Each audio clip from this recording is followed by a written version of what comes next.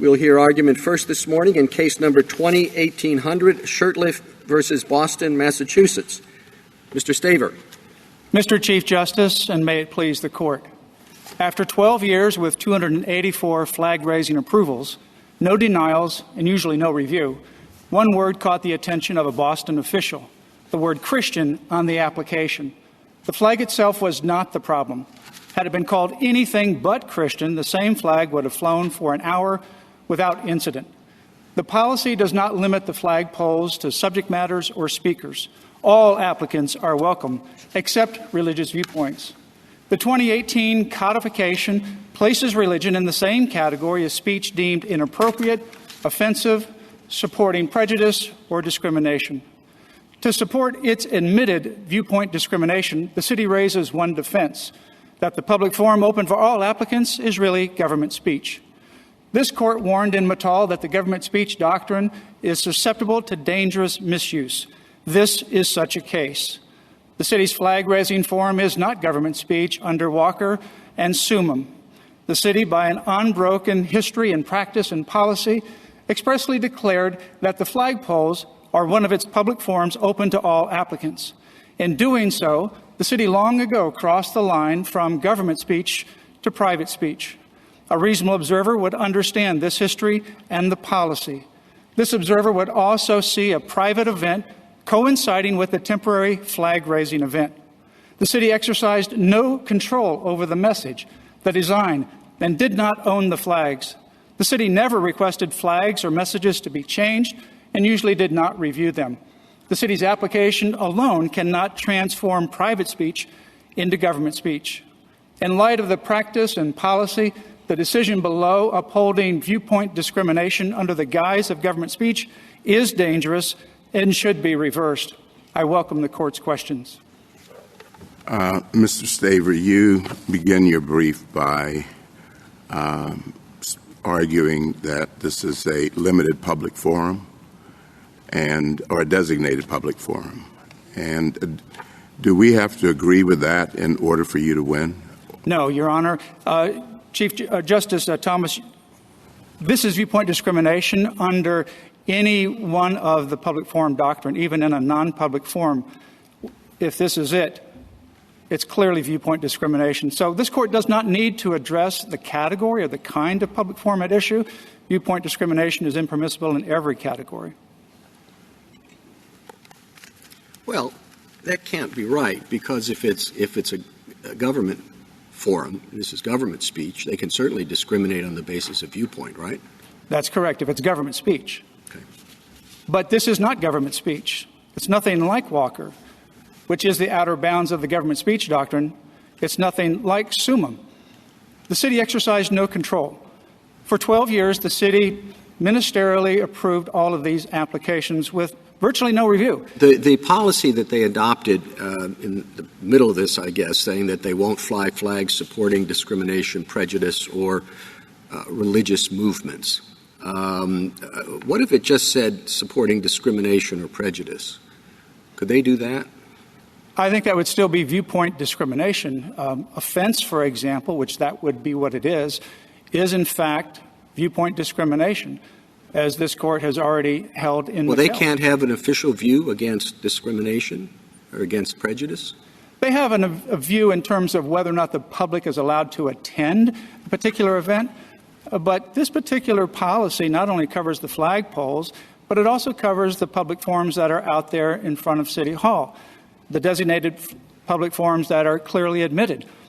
The city could not prohibit discrimination or discriminatory speech within those designated public fora. For 12 years, you had a unified policy. Mr. Staver, just to follow up on the Chief Justice's question, and this is not this case, but it's an important question because we have to set lines and we're giving instruction to cities about how they can create their own policies. And suppose a city thinks two things. It thinks, we like this idea of having our flagpole be a public forum and having a wide variety of organizations use it to identify themselves and to express messages. So we sort of like this sort of civic organization kind of activity. But at the same time, we think that there are limits. So the city has a policy of that kind, and then somebody comes to it and says, we'd like to put up this swastika on your pole. Does the city really have to say yes at that point? If it's a designated public forum, I think the answer is yes. So But really what you're saying is that a city can't possibly have a kind of open policy like this, because no city is going to want to put up a swastika or a KKK flag or something like that. So really what you're saying is that this is just a kind of policy that a city can't have. No, Justice Kagan. In fact, the city could have a more limited policy. It didn't choose to do that. Now, the city's brief tries to indicate certain limitations on categories of subject matters. But that's nowhere to be found in the 12-year or 13-year policy, and it's not in the 2018 codification of that policy anyway. That is not limited to subject matters or speaker identity. If the city wants to open up a forum but limit it to certain kinds of subject matters or speakers, certainly the city is capable of doing so. Can the city allow patriotic flags or messages of support and not those that are anti-American? For example, to pick up on Justice Kagan's question, someone wants to fly the Al-Qaeda flag at City Hall in Boston. You're saying they would have a right to do so? The city, for example, in the Solicitor General's brief goes into that with regards to what the public parks do in the federal public parks in terms of being able to not only use those parks for a wide variety of expressive activities, but for their own specific speech as well. Certainly the city could have a limitation on the subject matters or speakers. For example, the city could limit all the flags to simply flags of other countries, recognizing the various constituencies of their communities. But the city has chosen not to do that. Sayer, what if the city said, kind of along the lines of what Justice Kagan proposed, said, we want to endorse certain messages. We like this idea of civic expression at the flagpole, but we want to exercise more control. And Boston has said it's going to do that if it loses this case. Couldn't Boston, or I guess I should ask you, do you agree that Boston could accomplish that by making the exact same run of flags that it's had up to this point, government speech, by exercising more control and maybe putting a Boston official next to the flagpole when it's raised up to show that this is the city speaking? Isn't that another way to do it other than just designate it as a limited public forum, for these categories or subject matters? Justice Barrett, that would be a closer call. But in fact, if the city just simply wanted to use government speech as a guise for censorship, as I believe happened in this particular case, that would I'm not saying this case. I'm saying, can't the government choose what it wants to say? And if the government makes it clear and it's not, just stamping government speech on it to hide discrimination against private viewpoints, but if the government truly exercises control, wouldn't that be okay? If the government truly exercised control. And in fact, the brief of the local governments show that Boston is an outlier by many respects. Other cities don't open for third-party flags for obvious reasons. Those that do can invite some third-party participation as long as they maintain very specific control of the subject matters and messages, and that it's very clear that it is their speech. I have a question about the record. You mentioned in your reply brief this Metro Credit Union flag, but Yes. That doesn't appear on the list in the city's brief. And I just wonder, is there some dispute about that? No, there's no dispute. The list that's in the appendix was the list from 2005 to 2017. The Metro Credit Union is 2018. During that year, there were 50 private third-party applications, and Metro Credit Union was one of those.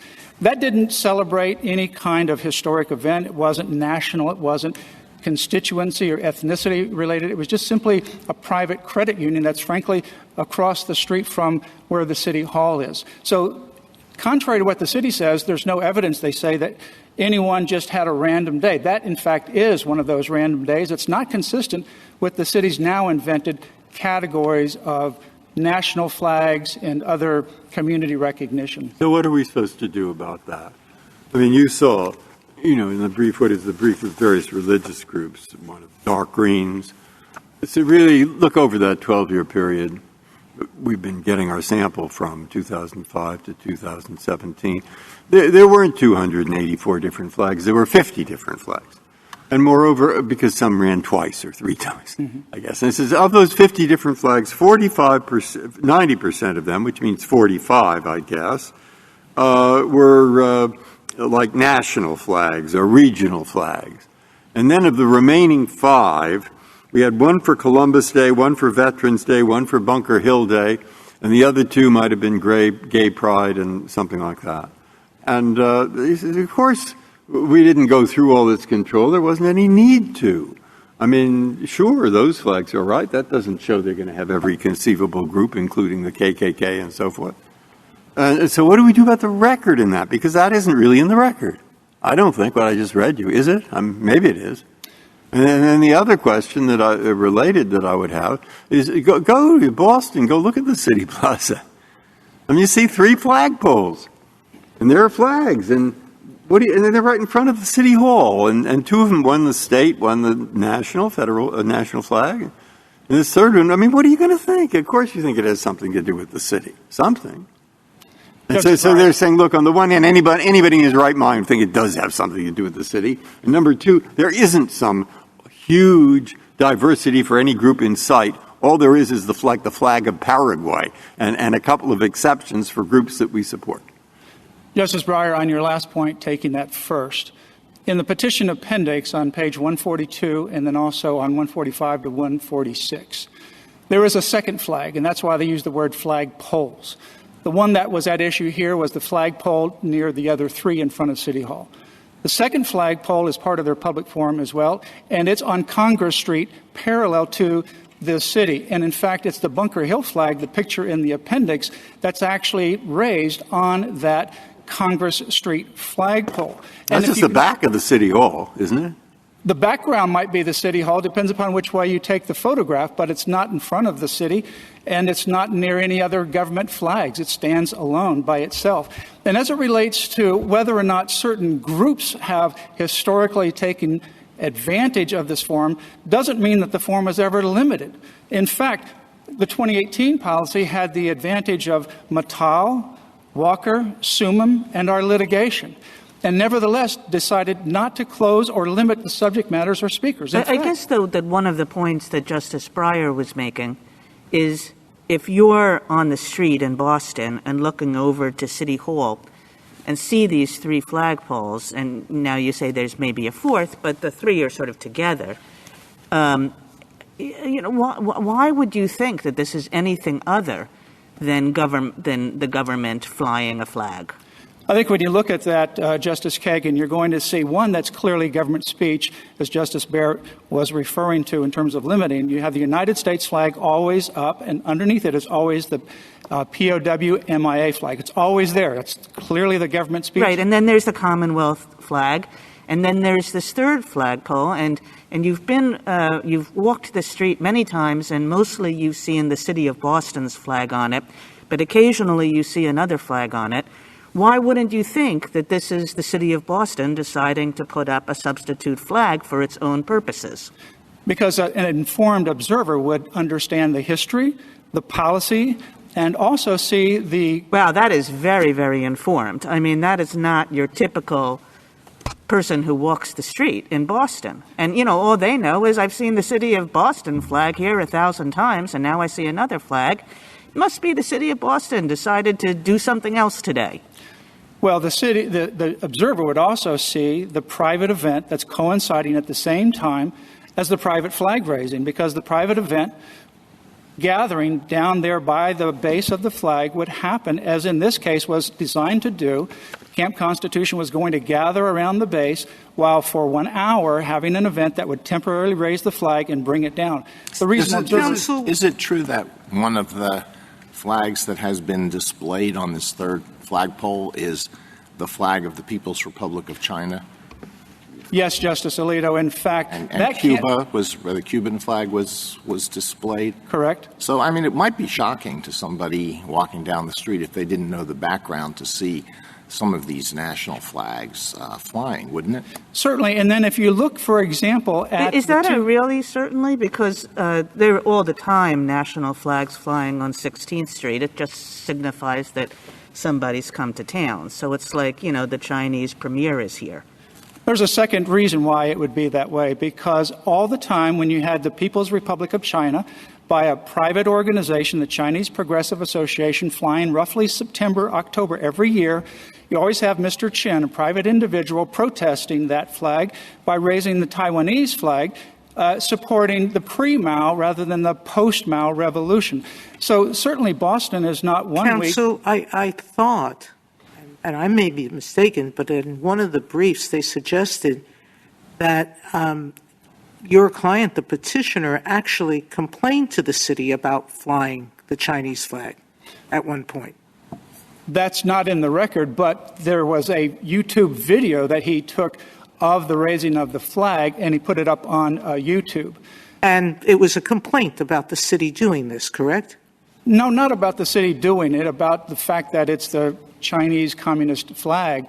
Not the city, because Hal Shurtleff knew that I think we're missing an essential point, I believe, that I think Justice Kagan and Justice Breyer are discussing, which is, to an ordinary observer walking past City Hall, if you see a flag on the pole, you think it's City Hall speaking.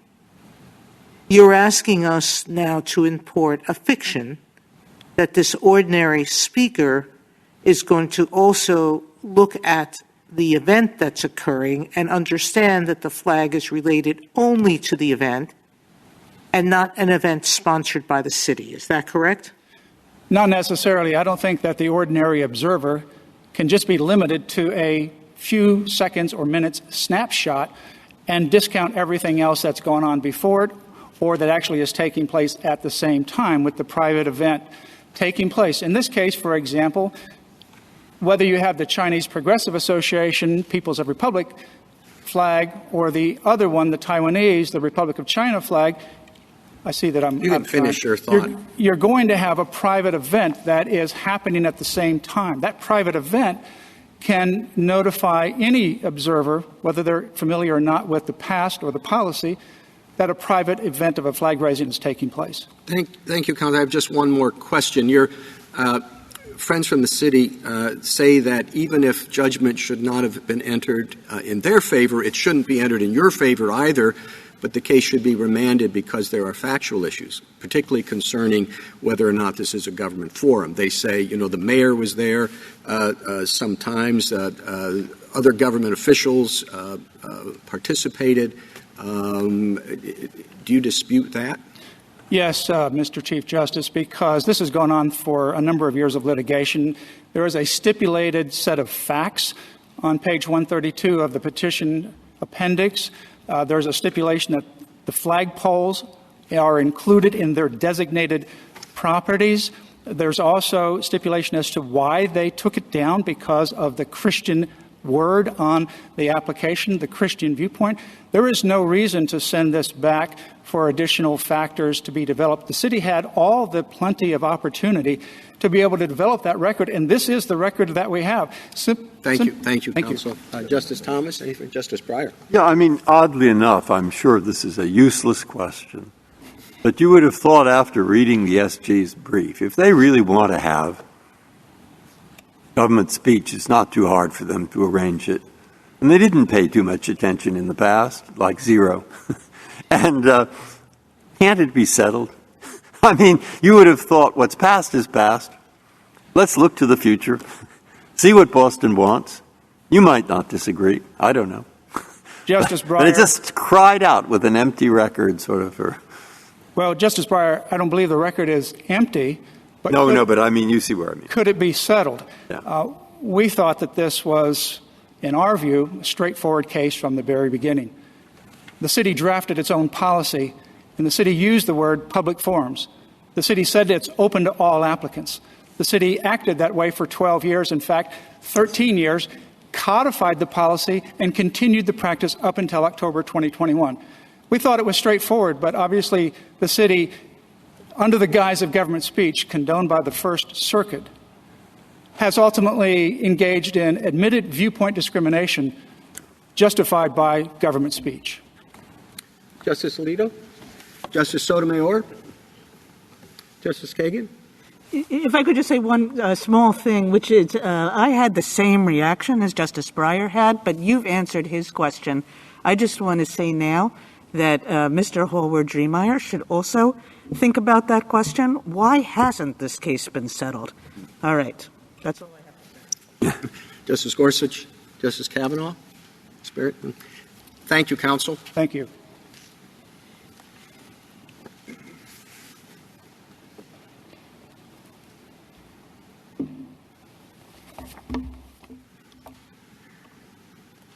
Mr. Joshi? Thank you, Mr. Chief Justice, and may it please the Court. Like any private property owner, the government is entitled to use its own property for whatever lawful purpose it likes, including for expressive purposes. And when the government expresses its own viewpoint, it is never compelled to express competing or alternative viewpoints. Government could not function were that the rule. And, of course, when the government expresses its own viewpoint, it is free to solicit input from and assistance from and even other messages from third parties in helping the government to shape its own message. But this Court has said that unlike a private property owner or a private speaker, when the government chooses to open up its own property for use by third parties to express their messages, the government cannot restrict access based on viewpoint, including religious viewpoints. Now, I admit, and this Court has recognized, that it can be a really fine line between the government's soliciting messages from third parties to help shape its own message on the one hand and serving as a conduit for the third parties to express their own messages on the other. But the record in this case, viewed in the light most favorable to the petitioners here, suggests that what Boston did, at least at the time of the denial of petitioner's application, was the latter and not the former.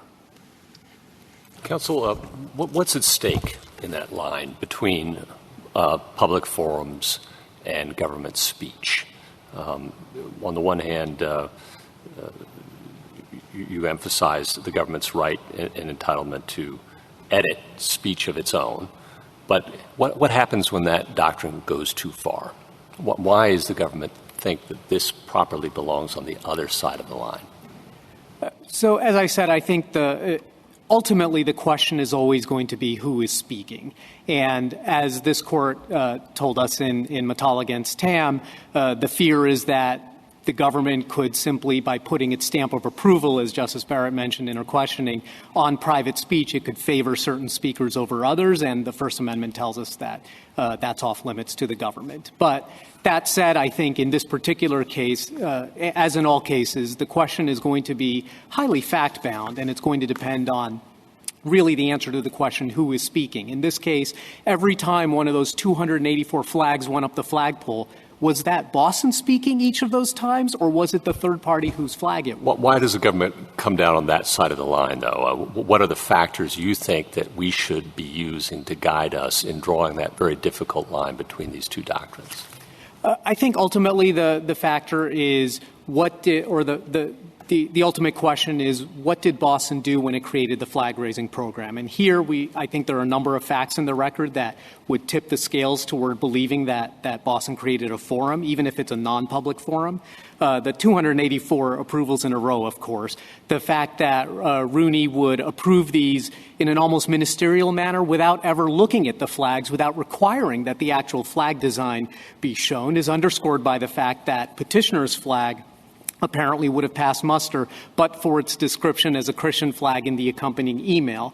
The fact that flags raised in the flag-raising ceremony were, generally speaking, at the request of a third party and not initiated by the city itself. So, Mr. Joshi, suppose you're right as to all of those things, that there was essentially no control from the city government here, and that pushes strongly in the direction of, well, it's not government speech if government doesn't control it. But suppose, on the other hand, one thinks that reasonable observers would think that this was government speech. And there might be some arguments about that, but I just want to assume it for the moment. Suppose one goes in one direction and the other goes in the other direction. How do we think about that?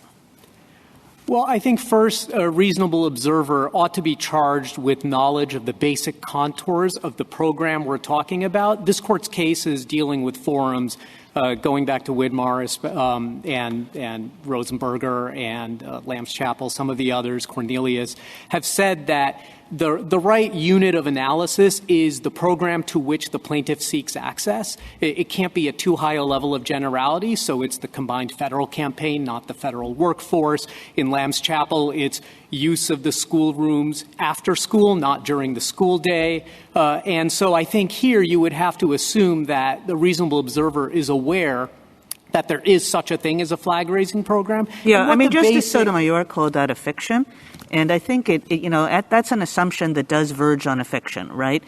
The person walking by City Hall every day does not know about the contours of the flag-raising program. It just knows on Monday through Thursday I saw the City of Boston flag, and now I see another flag. Surely that's just the City of Boston deciding to fly another flag instead of its own flag. So I have two related responses to it. First, I think it's just as likely that an observer might know that there exists some kind of flag-raising program, and when they call into Boston to complain about the flag they see on the flagpole, they're not necessarily complaining that Boston is endorsing that flag, but rather they might be complaining that Boston has opened up its flagpole for a use that would permit such a flag to be flown. But more broadly speaking, I think it would be a little bit problematic if we allowed, and I realize I'm speaking on behalf of the United States here, but we take this court's cases to say that the First Amendment should not allow a government to evade the strictures of the First Amendment and the prohibition on viewpoint discrimination simply by being innovative in its program, or by fooling the public, or by having a secret program on the side that only a few people know about. The fact is, once the government, or the City of Boston here in particular, is chosen to open up its flagpole for use by third parties, the First Amendment imposes certain restrictions on how it can run that program. You listed certain factors, I think 3, the 284 approvals, they were approved in a ministerial fashion, the flags were flown at the request of a third party. Were there more you were going to say there? Yes, Justice Kavanaugh. Another one is that these flag raisings were generally accompanied by a flag raising ceremony at the base, and often by an associated event in City Hall. This court in Christian Consciousness, one of the several Christian Consciousness cases, mentioned that separation from a traditional public forum could help make you think that it's government speech as opposed to a forum itself. It's the same application form that people use, and I think this is a Pet App 148. Boston says that they process applications the same. If you go to the website today that lists the new 2018 policy, it directs you to exactly the same application you would fill out if you wanted to host an event on a conceitedly designated public forum. And, of course, Boston's own desires for the program itself, which is celebrate diversity and foster connections among Boston's many communities. They didn't. That makes the doctrine, though, seem quite circular in the sense that it is a public forum because of what they've done, and it'll be easy, presumably, and why don't you tell me what you think Boston would need to do to change this from a public forum to something that's not a public forum where they could permissibly exercise control? Yes. So I do think, to directly answer your question, it should be rather easy for the government to change things. This court expressly recognized that in Perry, and in a line of cases. And what specifically do you think they'd need to do? As we suggest in the back of our brief, they could do a couple of things. Obviously, government property can be used both for government speech and to create a forum, even if it's a limited or a non-public forum. And so Boston could take a two-track approach like that. Most of the time, it does use the flagpole for its own flags. But if it wanted to preserve this kind of flag-raising program in which third parties could raise their flags, they could limit it, as we suggest, and as Mr. Staver pointed out, to flags of countries. Could it limit it only with the purpose of discriminating against religious viewpoints? I don't believe that would be appropriate. This court has said that even in a non-public forum, viewpoint discrimination is impermissible, and we read Rosenberger, Lamb's Chapel, and Good News Club to suggest that prohibiting all religious viewpoints is nonetheless viewpoint-based discrimination, so I don't think that would be an available tool. Mr. Joshi, I want to follow up on Justice Kagan's questions about what an informed observer might think about seeing this flag, because I agree with her, this really is a fiction, and this goes to Justice Souter's concurrence in summum, trying to figure out how much the observer, or the informed observer, knows. It seems to me that when you think about the three factors from our case law, control does almost all of the work, because really it's the informed observer knowing about the degree of control that the government exercises that, if we're creating this fiction, makes the informed observer think or not think that the speech is actually uttered on behalf of the government. Would you agree that control is the most important factor? I think that's right. Control is the most important factor, and that's because all of the factors in Summum and Walker are just that. They're factors to determine who is speaking, and when you're asking the question who is speaking, generally the person speaking has exercised some degree of control over the message that's being conveyed. Well, what if a city exercised complete control in this sense? It has a policy that says anybody can put up whatever message they like on a big billboard that we have in front of City Hall, except that we will review all of these messages and we will exercise complete discretion in deciding whether we will allow the message to be put up. And in exercising that discretion, the city disallows any message with which it disagrees. Now, there's complete control. Do you think that's government speech? That's sort of difficult to answer, and I'll just give you a couple of the things that How can it possibly be difficult to answer? Suppose that it was the speaker's platform in a park, and they say, anybody can speak here, but you have to give us your speech in advance, and we're going to exercise complete control over what you say. If we don't like your speech at all, we're going to reject it. If it's got some things we don't like, we're going to edit it. Other than that, you can say anything you want, subject to our complete control. That's government speech? That's obviously not government speech and obviously forbidden, and in particular, you said a public park where that is. Well, let's say it's in front of City Hall. In front of public park. It's on public land in front of City Hall. My point is, control can't be the be-all and end-all, because censorship involves control. Censorship, that's exactly what censorship is. You're absolutely right. I'm not going to fight you on that, but I guess what I'm saying is that one can imagine the city, if it chooses to, say, on its website, host articles about Boston and how great Boston is. They might not want to write all of them. They might say, submit your essays, but this is on our website, and it's going to be from our viewpoint, and if we agree with your viewpoint of why Boston is great, we'll publish your article that you've submitted to us on our website. I think that looks a lot more like soliciting third-party views to shape a government message, and so to the extent the billboard example would be similar, that very well might be government speech, but I think in most cases, if what the city is doing or if what the governmental body is doing is simply inviting a diversity of viewpoints, then it's no longer government speech, and then it really does look like putting a stamp of approval. I guess an analogy I would give you is the difference between, say, hosting a symposium in which you're sort of curating who's going to speak. You might be inviting a diversity of views, but within a narrow band, and you're exercising a lot of control, versus hosting an open mic night, where you have the mic available, you're serving as a conduit, and third parties can come up and give their views. And I think that's the key question in this case. Was Boston hosting a symposium of flags in its communities, or was it more like an open mic night? Well, if that's the key question, then how do we answer it? Because I don't find any. Look, I look at the record. You saw it, 173, 180 something, and hey, it says Lithuania, Dominica, Tibet, Ireland, United Nations, Vietnamese, Poland, Haiti. As I look through that, it's certainly 90% national flags. And then they have a few others. Okay, so and then that isn't even in the record. I don't think any of this stuff. I think this is somebody printed it or something. And so, what am I supposed to do? What I'd like to do is say, send it back and find out what they actually did. But that doesn't seem necessarily possible. I don't know. That's what I'm asking you. I really don't know. So, what do I do? I'll answer those in turn. First, Yeah. I do think that list of flag raisings is in the record, and the 2018 that included the Metro Credit Union, that's also in the record. Yeah, we have one Metro Credit Union. You have 99 their favorite countries. I don't know if China's their favorite country up there or not, but nonetheless, they have countries and regions. Yeah. 90%. So what? We say 90%, there you have 10% that's other things, and therefore you're not government speech.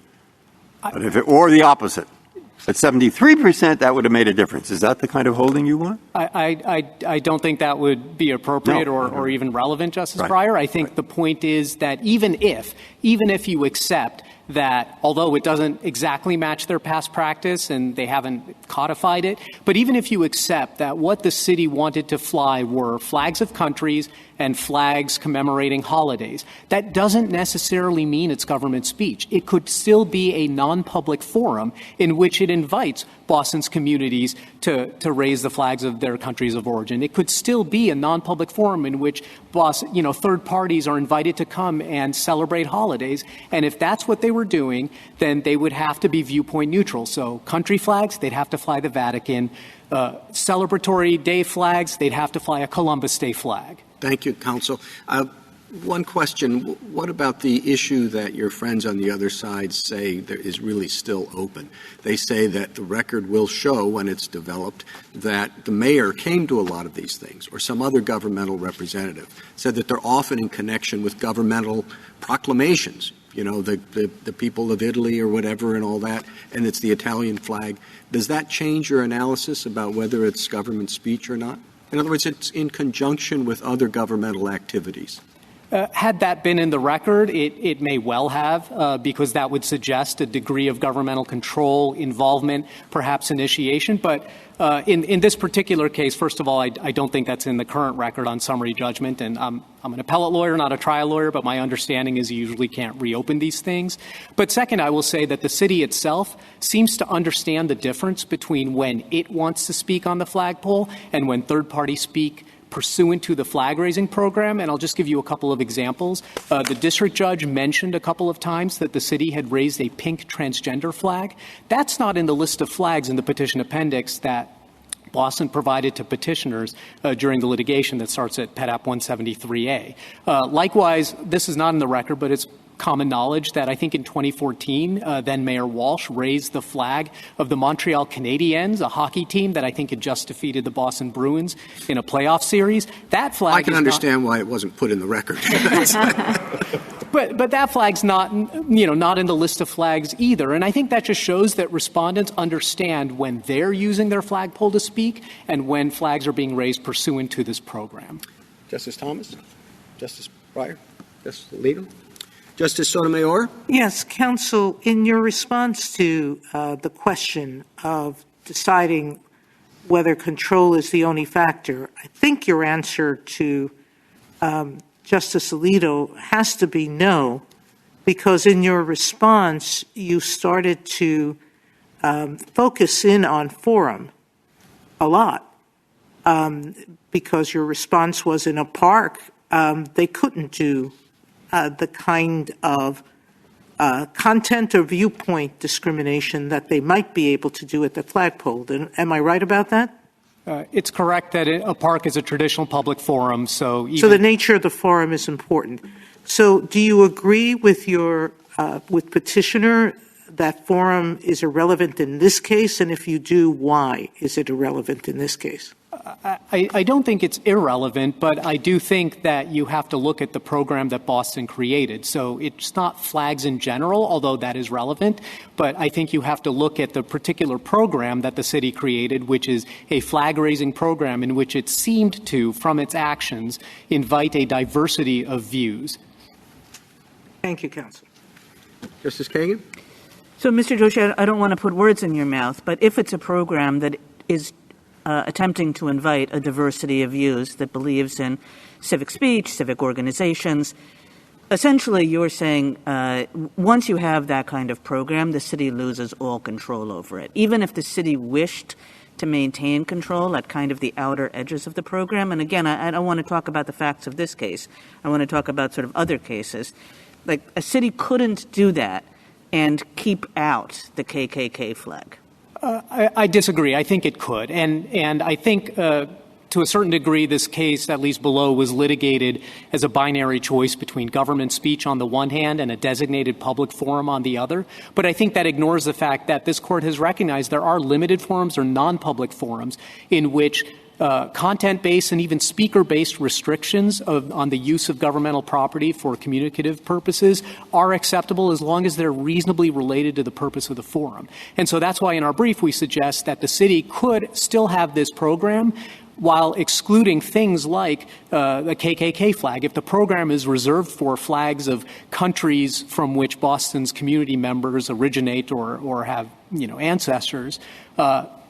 they wouldn't have to I guess fly I them. was suggesting that that's a much more limited program than the one that I was positing, which is a program that's meant to say, we want to hear from all different members of our community on the things that they care about. Not just like which country they're from, so they can put up whatever flags they want to, but we're going to draw some lines. Essentially, you're saying they can't do that. I'm saying they can draw the lines based on content and based on even speaker status or identity. So, for example, nonprofits only, or I think, Justice Kavanaugh, you mentioned al-Qaeda. No terrorist rule seems pretty reasonable to me, so that would probably pass muster. But they can't draw lines based on viewpoint. So if the program is such that, for example, a group could raise a Black Lives Matter flag, they probably would have to be able to raise a Proud Boys flag. I mean, that's just what the First Amendment demands, even in a non-public forum. Justice Gorsuch? Justice Kavanaugh? Justice Barrett? I just want to return to this control question in the colloquy that you had with Justice Alito. So the factors from our case law are the history, the way an informed observer would perceive it, and the control. And it doesn't seem to me that either history or how an informed observer would perceive it necessarily suss out this question of whether the government is using it as a cover. So you said in figuring out if the government is using this as a cover for censorship, we would be asking, is this more like a symposium, where a diversity of views on a particular topic are solicited and welcome? Is that a subset of the control factor? I mean, none of our cases that I can think of are really getting at that question of sussing out government just trying to put a stamp of approval on speech to weed out certain disfavored speeches, at least not Summa Walker and, what was the other one? The TAM. license plate, TAM. Oh, yeah, the trademark. So how do you suss it out? I think it's ultimately going to be really fact-bound. I guess I would point the court to Forbes, the Arkansas Educational Television Commission against Forbes. There, the court made clear that a public broadcaster who's exercising editorial control, a sort of curation of what programs to air, that's government speech. And the court said that expressly. Even though the programs are created by third parties, the editorial control was government speech, but a candidate debate in particular was a non-public forum in which viewpoint discrimination was prohibited. And that's the kind of analysis. Unfortunately, it is fact-bound. That has to be brought to bear in every case. But again, you have to look at the particular program. Imagine Summum, for example. Those three factors that you discussed were discussed in Summum and pointed toward government speech. But imagine if the city of Pleasant Grove also simultaneously reserved a corner of that same park for a Monument of the Week program. I think the court might have had in which all comers could come and put their monument up for a week as long as it satisfied certain size criteria, and then took it down and it was returned to them. I think the court might have had a different reaction to whether that piece of it was government speech, and that would be sort of regardless of whether a passerby would know that that corner was for the Monument of the Week or was for the permanent display. So returning to Justice Kagan's hypothetical about how such a program might be structured, would Justice Kagan's envisioned program work if, to celebrate, all of the commitments and ideals of various civic organizations, the city of Boston sits down, asks what's going to be expressed, and says, yes, this is an idea that Boston can get behind, and a government official participates in the flag raising, participates in the ceremony, communicating that, yes, Boston is happy to celebrate and communicate Pride in Juneteenth, but no, Boston is not going to participate in a flag raising for the Proud Boys. Is that a way to structure Justice Kagan's program? Absolutely. I think that would be government speech. With that level of control, that level of planning, and that initiation, I think that would be governmental speech. So the difference is the government involvement. Like, it would be difficult to set up the parameters for, say, a limited public forum, as Justice Kagan was proposing. But if the government gets so involved in it that it's standing outside endorsing that speech, then it would be government speech. I think that's right. The difference between a symposium and an open mic night. Thank you, counsel.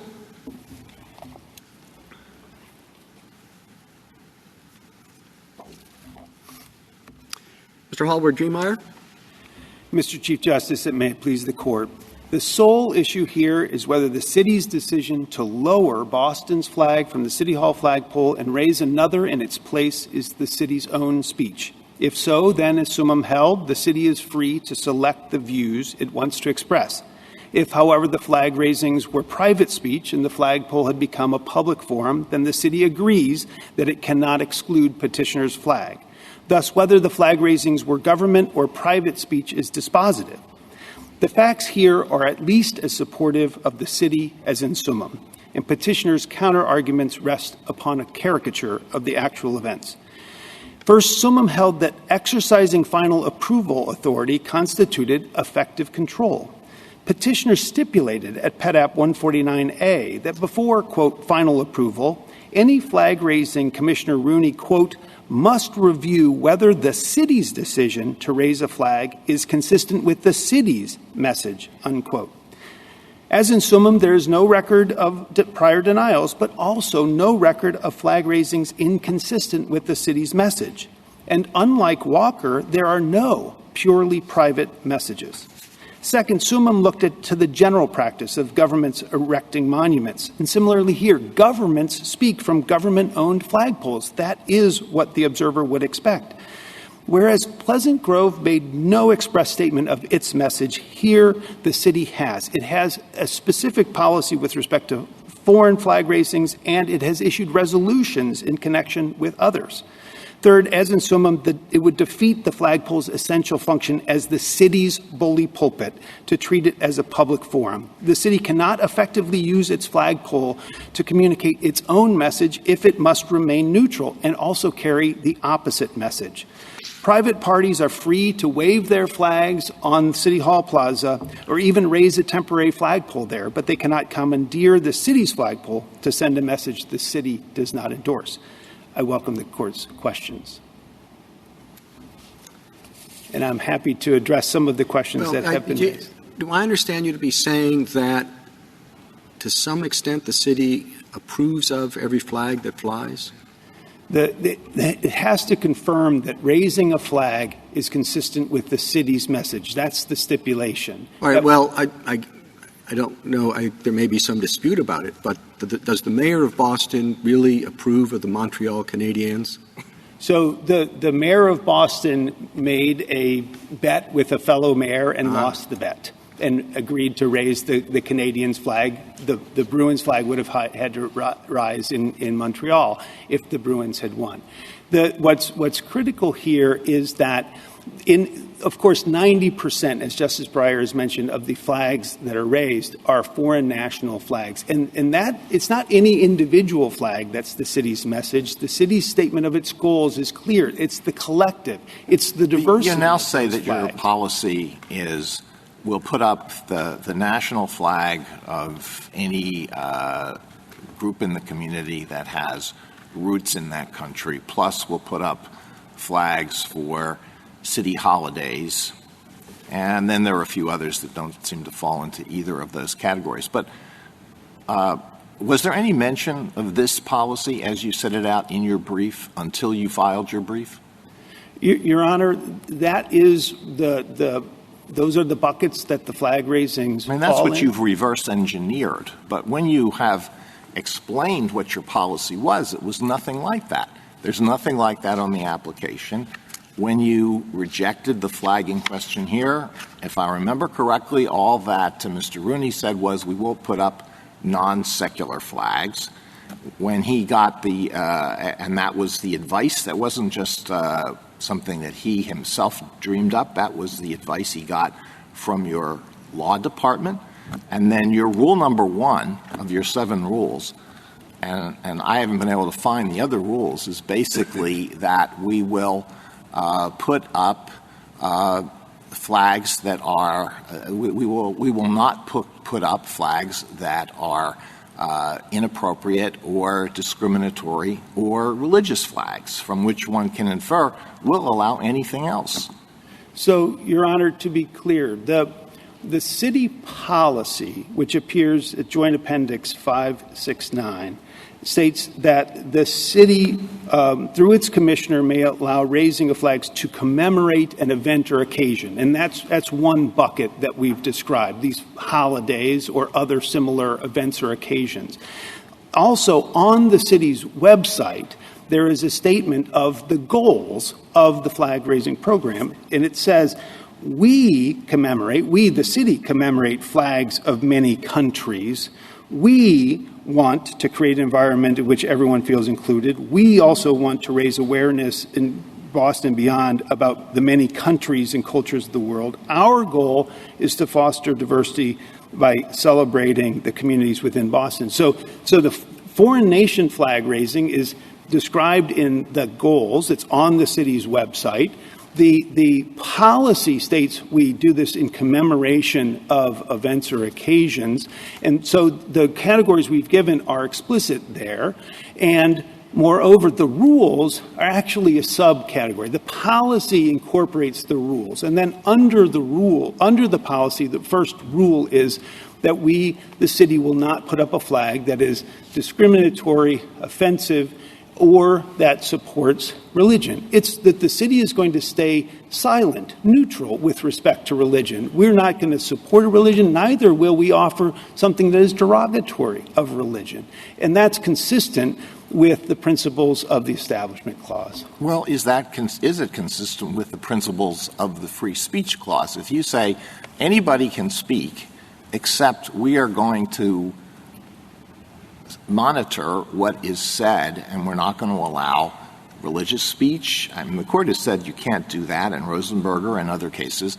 Plus, we're not going to allow speech that is offensive. And we've said that that's viewpoint discrimination in our 2 most recent cases that have a bearing on this. And the party stipulation makes clear that religious events are allowed in the public forum, in the City Hall Plaza, around the flagpoles. Religious events are allowed. The city's own speech will not support a religion. So the First Amendment doesn't. I understand that, but when you say anybody can speak by putting up a flag, with these few exceptions, are you not creating a forum for private speech rather than speaking your own mind? No, Your Honor. I do believe that the fact that we're talking about the government's own flagpole in front of the government's seat of power, where governments have historically spoken, it's the government's bully pulpit. Everyone would think that is the government speaking. We're not taking anything from the public when the government says we will speak here in certain ways. One of the ways we, the city, speak there is to allow the flag raising of foreign national flags, to celebrate the diversity of the communities in Boston. It's not those governments, it's the communities in Boston. But do you think the fact that it is a flagpole in front of City Hall is dispositive? I think it is almost dispositive, Your Honor, because I do think that all observers would understand that that is the city speaking. Again, 90% of the time, the city of Boston flag there, or more, flies there next to the flags of the United States and the Commonwealth. The fact that occasionally, and again, physically, the city must lower its own flag and provide the crank to allow another to go up in its place. The city maintains physical as well as regulatory control over the flag. What is the difference between that and a program that allows people to speak in front of City Hall and say whatever they want, but not certain things that the city is going to rule out?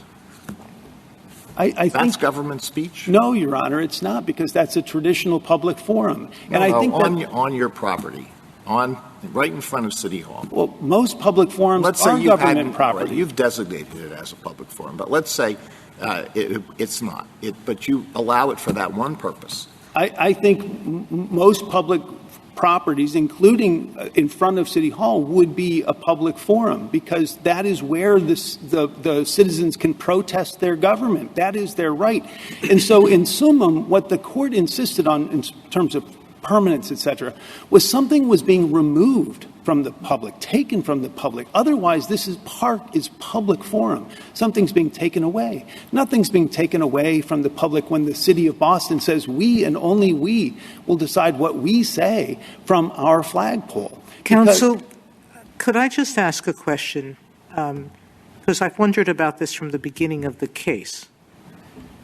I thought we were ruling on whether the First Circuit, on the basis of the summary judgment motion and the evidence before it, whether that policy was constitutional or not. But you've been arguing not the old policy, but the new one that changed during this litigation.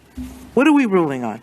Well, Your Honor, the parties stipulated that the written policy, which was written down in October of 2018, was the same as Boston understood the policy to be at the time of. Yeah, but what you understand and what you did are two different things. And assuming that I think there's a difference between the two, what am I ruling on?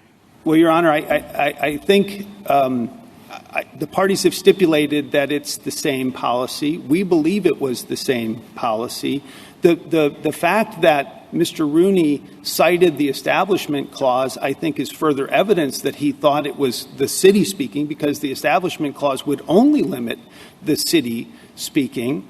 And so I think. Well, he can speak for himself on this point, but you're believing that we're ruling on the policy as it's written today, not the policy that we understand the summary judgment history related to, correct? Well, because the parties stipulated that the two were the same, I think that there's no difference between them, Your Honor. On the Establishment Clause point, it seems to me that maybe the root cause of this, as some of the amicus briefs suggest, is actually a mistaken view about the Establishment Clause, that when you have government property that's opened for a forum for speech or for use, there's a mistaken understanding that has existed that if you allow a bunch of secular groups and then allow a religious group to use it, that you violated the Establishment Clause by doing that. It seems like we've had case after case after case that has tried to correct that misimpression of the Establishment Clause, and that seems to me what the root cause is here. I think the Beckett Fund amicus brief is pretty helpful on that. I'd be curious of your thoughts about that.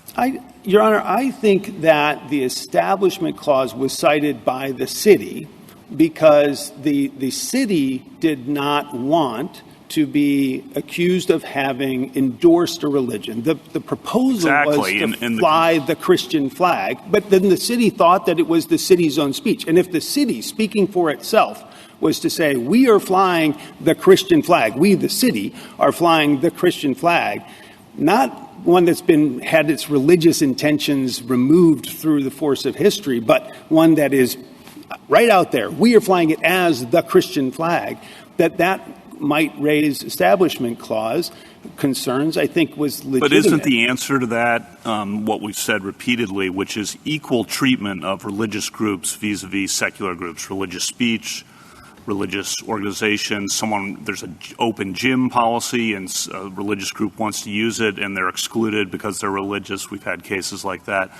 Isn't the answer to that to say equal treatment of religious groups or religious speech is not an Establishment Clause violation, to reiterate that? It is absolutely clear that if this is a public forum of any type, limited or general designated, the city does not maintain that it has a basis to exclude religious speech. And it's also clear that the city does not exclude religious groups from proposing to raise a flag. In fact, in connection with Constitution Day, the city said it was willing to raise a flag of Camp Constitution in celebration and recognition of Constitution Day, notwithstanding. Mr. Holwood-Driemeier, that we should recognize as government speech a program that basically now says, and previously, we welcome all comers except for the most reprehensible discriminatory speech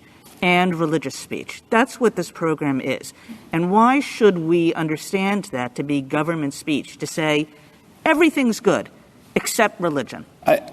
Your Honor, the suggestion that the policy ever said that flag raisings were open to all comers is a mischaracterization of the documents.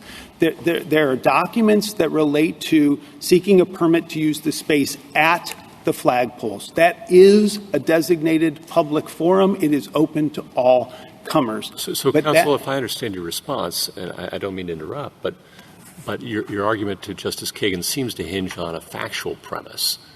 Is this flagpole, in fact, open to all comers, more or less? Is it a public forum? But once you, say, lose on that point, is your answer to Justice Kagan, you're right, we can't discriminate against religious movements and treat them as other offensive and viewpoints? If the flagpoles had become a public forum, that was not our intent, but if by miscommunication the flagpoles were deemed a public forum, the city acknowledges it cannot exclude religious speech, it cannot exclude offensive speech or discriminatory speech from the flagpole because it has to be viewpoint neutral. And then let's just back up again. Now grant you your premise. In what case, what authority would you cite to support that the government can, in any circumstances, treat religious viewpoints the equivalent of offensive or inappropriate ones? They're not equal, Your Honor. They are just categories of speech that the city will not itself espouse. How is that not viewpoint discrimination under our case law? Well, Your Honor, if it's the city itself speaking, then Summum said, and I'm quoting, the city is free, quote, to select the views it wants to express. So the city, for the city's own speech, can be viewpoint discriminatory. I don't think it's discriminatory is an odd word to use when describing a government's own speech. The government is simply fashioning its own message. And it has to be allowed to do that or the democratic system breaks down, Your Honor. So that's why I say whether this was government speech or private speech is dispositive of the outcome here. Because so you've said that if you lose this case, you would restructure your program so that you would be able to exercise the kind of control to exclude religious flags, like the one that Camp Constitution wanted to fly. How would you propose doing that? Well, Your Honor, the United States has proposed what they view as a greater level of governmental involvement. I know. I read the SG's brief, but I mean, what's the city's position? I mean, if the court clarifies that type of involvement is required, the city is happy to include that in its program. I think that what we've described is that, in fact, when apart from the foreign flags, that is a different sort of message that the city is sending, that the third-party flags were raised in connection with a city resolution or other recognized public observance. And so I would have no problem, I think the city would have no problem making that explicit in its policy. This is our speech. We will decide whether and when to do it. One could add the layer of requiring a city official to sponsor it to the city council, to attend the event. Those are all available, and I think the city would be willing to make clearer, if necessary, that it is the city's speech. But Suman talked about not thinking of something as a public forum if calling it a public forum would make it impossible, it sort of defeat its essence and effectively result in the removal of the forum. No city, Justice Kagan, I think you are exactly right, no city can run the risk of being forced to fly the swastika in front of City Hall. And so you cannot have a public forum at the City Hall. Well, I wonder if you think I'm exactly right if I say the following. And this really does go back to Justice Kavanaugh's point, because the reason I said, why wasn't this settled is because my guess is the same as his, that this all came about because of a mistake by Mr. Rooney. And it's actually an understandable mistake. We have a line in one of our opinions that says a city hall can't can't have a cross on the roof. And so somebody looks at this, Mr. Rooney looks at this and says, isn't this kind of the same thing, and prohibits it. And in fact, it's not the same thing, because it's in a flagpole where different flags are coming up and going down all the time and expressing a wide variety of views and organizations and so forth. And so this was a mistake. And why is it that people have not been able to correct this mistake? Your Honor, the city would be very happy to discuss settlement. The city proposed them. I was not part of those discussions. I just know that they've happened. I think that the suggestions for clarification, greater clarification that the policy is as we represent it to this court, that it is effectively flags of foreign nationalities and flags raisings in connection with something that is a public holiday or something where the city has passed a resolution stating our support. We would be happy to clarify that policy in that way. What the city cannot afford is the idea that the flagpole has become a place where, to use your Honor's hypothetical, the swastika flag, to use the example of Walker, the Confederate flag, ISIS, Al-Qaeda, all of these could be flown. And it's not to say that the Christian flag is any of this. As a person of faith, that is not what we are saying. What we are saying is that the outcome in this case has to be the same, whether this is the Christian flag, the Summum flag, the Confederate flag is in Walker, or the New York Yankees flag. The city is either compelled to raise all of them or none of them, because it's the city's speech. The city feels that it must retain that control. It felt that it did have that control because the parameters were clear enough. From 2005 up to... He really wants to align itself with every national flag that members of the community want to fly, and yet you're willing to do that, right? Well, because, and this is why I think the goals, as explicitly stated on the city's website, are important, because they say that it is to celebrate the diversity of the communities in Boston. It's not an inconsistency to put up the PRC flag and then put up the flag of Taiwan, because Boston is not celebrating either of those governments. If someone in Boston wanted you to put up the North Korean flag, would you do that? I don't know what the current flag of Afghanistan is, but if it becomes the Taliban flag, would you fly that? If there was a community in Boston that sought to, they may be refugees from those countries. If they sought to raise a flag, the city would do so in honor of the community here and where they came from. That's the message that the city of Boston is saying. And the fact that the reasonable observer would think that this was the city speaking, Petitioner Shurtleff, the Massachusetts brief cites his own letter to the editor complaining about saying he's ashamed of Boston for having flown the PRC flag. Based on that, I went on did a search. He's published another letter more recently in which he says, call your counselor and tell them to stop this. He knows that it's city. Do you think that every national flag that has religious symbolism has now been drained of its religious significance? It's not religious symbolism in the context of this flag-raising policy, because the policy, as Mr. Rooney made very clear, it's flying. The city is flying the flag because it is the flag of that. No, but I'm country. just getting at what the reasonable observer would think. I don't think that the reasonable observer would think, because the Boston flagpole was flying the flag of Turkey, that the city of Boston had declared itself Muslim. It's flying. They would also know, if they know anything, that they're flying other nations' flags routinely throughout the year, because if they went to the website, they would see it's about celebrating the diversity of communities in Boston. So who can fly? What exactly is your policy now? National flags, city holidays, anything else?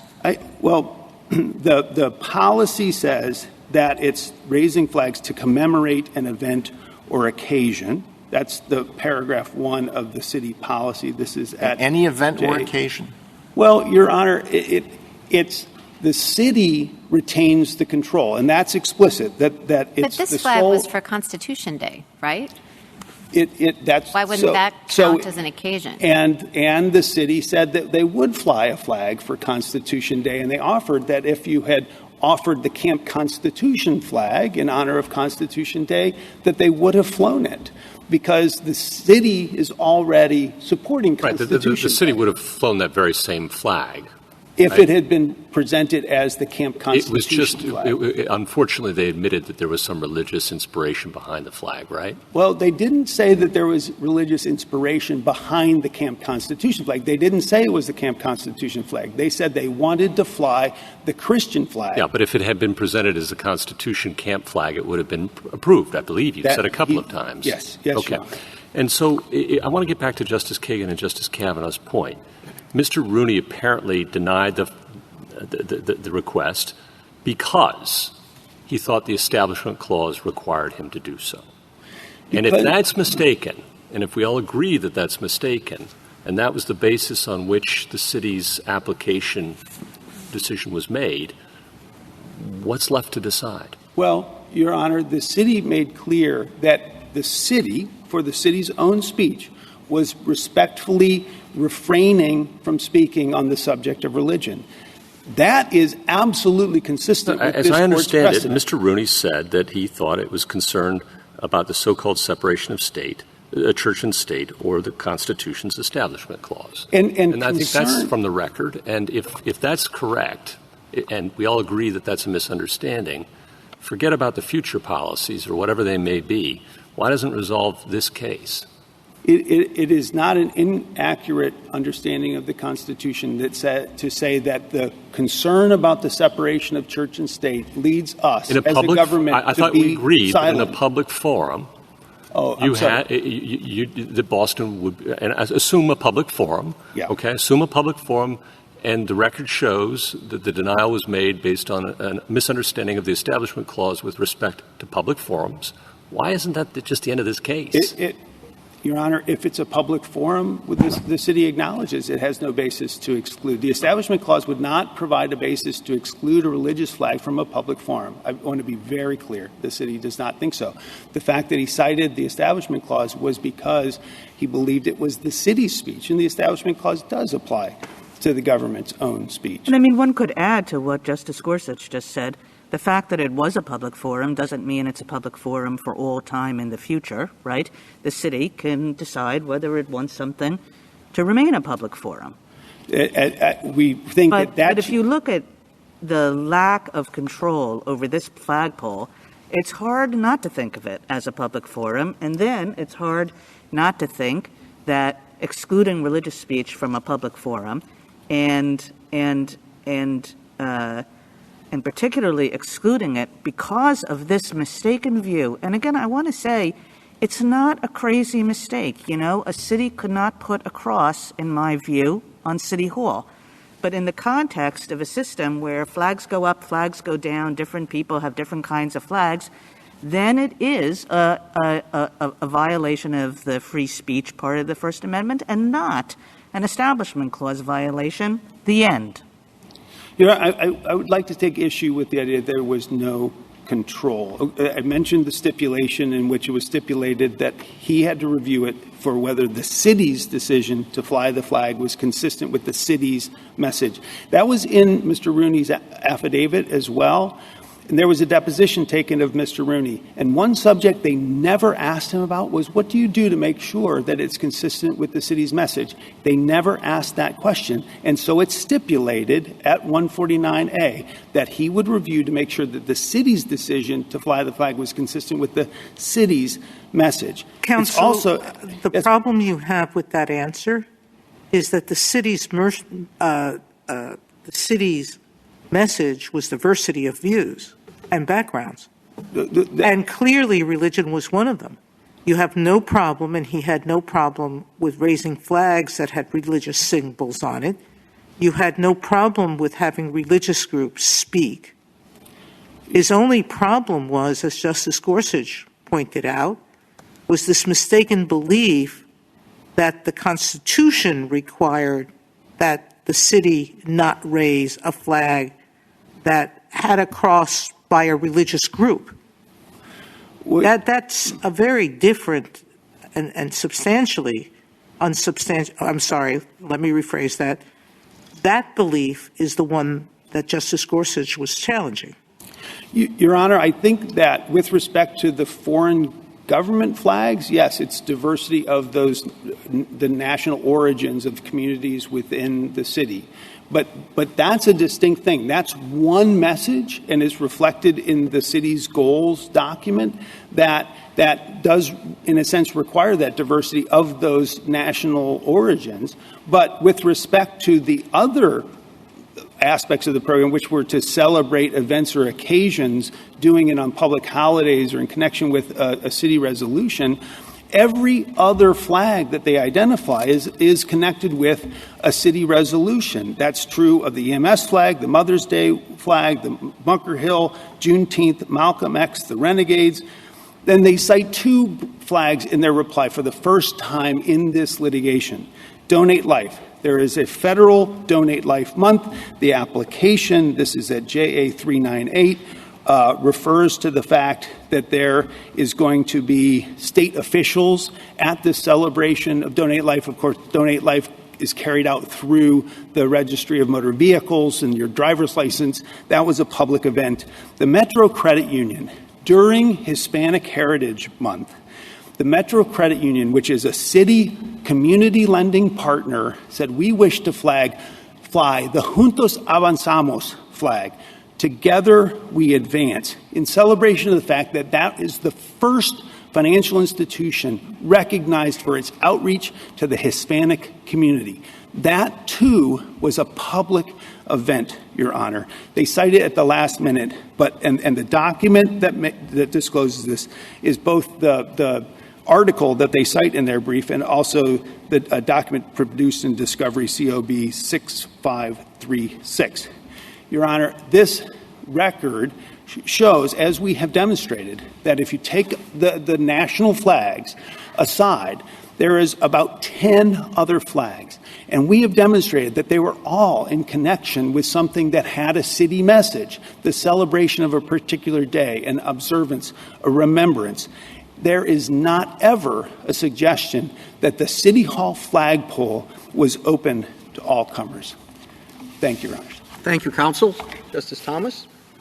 Mr. Hallward-Driemeier, just briefly, you mentioned diversity several times.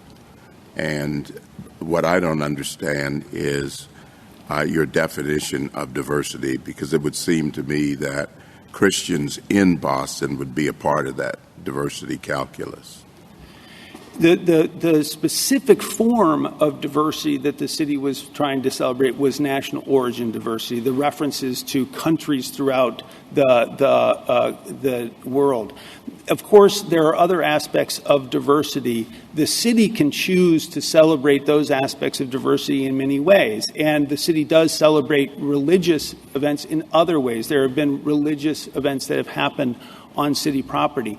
The city chose not to start down the road of speaking on the subject of religion from the flagpole. Of course, had they started down that road, then the argument would have been that they had to carry all religious communications because they couldn't prefer one religious communication from the flagpole, or at least that would have been the argument. They simply chose not to go there. It's limited diversity. They're celebrating a particular kind of diversity, national origin diversity, Your Honor. Justice Breyer? You mentioned the website, which had a good statement of the policy. Was that put up before or after this case began? The policy... No, I'm not saying about the policy. I'm saying was the website with the policy put up before or after? It was either before, after, or instantaneous. I mean, what was it? So there are just a couple different documents, and to clarify, the policy and the goal and the rules that are incorporated by the policy was adopted in October of 2018. The website that refers to the goals it is not in the record at what time that was adopted. In the stipulation of facts, the parties have discussed it in the historic section, not with the new policy and rules, but the record is silent on that. Justice Alito? Justice Sotomayor? No, thank you. Justice Kagan? Justice Barrett? No? Thank you, counsel. Rebuttal, Mr. Staver? The record does reflect that at the time of 2017, the website was in effect. In fact, that's what Hal Shurtleff used in the policies specifically written by the city for the 2005 to 2017 include the statement that these are public forums open to all applicants. And that's the application that still is there, and it's still being used, and it's the same exact guidelines in 2017 as it is now. In 2019, in page 30 footnote of our brief, we indicate that during an interrogatory, the city confirmed that all the policies that were on the website in 2017 are still there, and they are still used. So in 2018, they adopted the policy that's in the joint appendix before the Court of Appeals, beginning at page 569 to 570. That particular policy does not limit subject matters or speakers. It says it's open for any event or occasion. Clearly, Camp Constitution celebrating Constitution Day and Citizenship Day was one of those occasions and or events. That same flag could have flown, but for a mistaken view of the Establishment Clause. And that Establishment Clause caused the ultimate problem. To justify that mistake, they argued that it was government speech, and they're bound to censor. But it's very clear that the same flag could have flown with the same exact symbol for the same 1 hour event without any incident had Camp Constitution simply lied and said this is not the Christian flag, it's the Camp Constitution flag. They were actually encouraged to actually have a non-religious flag or rename the flag. The reason why it was censored is solely because of the word Christian, and that is clearly viewpoint censorship. The question here is who is speaking. And by policy and practice, it's very clear. It's not the government. They didn't exercise control. They did ministerial review. They never requested a flag to be changed. They didn't own them. They didn't initiate them. In 2018, the policy says that any individual or organization may apply, and the only viewpoints that would be censored would be those that they deem to be inappropriate, offensive in nature, or those supporting discrimination or prejudice or religious movements. Apparently, you could be anti-religious movement and be permitted. But what they clearly indicated is in 2018, what they had done in 2017, and that is it was an all-comers policy, no subject matters, no speakers, limited, but one particular viewpoint they are going to exclude, and that viewpoint happened to be a Christian or a religious viewpoint. They raised the Establishment Clause mistakenly to justify their decision. But this case cannot fall under government speech. The error of the First Circuit was to begin with the idea, I see that I'm out of time. Finish your. The error of the First Circuit, Mr. Chief Justice, was to begin with the notion that you can never have a flagpole forum. And then they crammed everything else into government speech, foregoing the traditional analysis of public forum doctrine. Thank you. Thank you, counsel. The case is submitted.